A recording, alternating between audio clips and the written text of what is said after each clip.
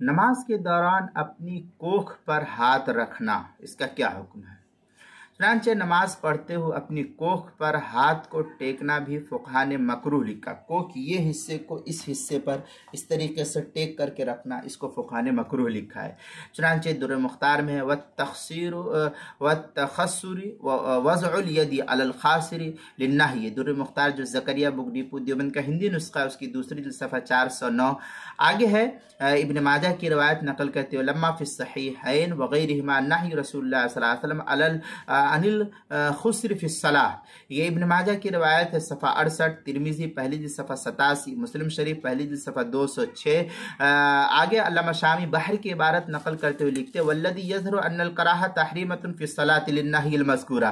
یہ فتاوی شامی جو بیروت کا چھپا ہوا نسخہ، اس کی دوسری جلد صفحہ 353، اور جو زکریا بک ڈپو دیوبند کا ہندی نسخہ فتاوی شامی کا، اس کی دوسری جلد صفحہ 410۔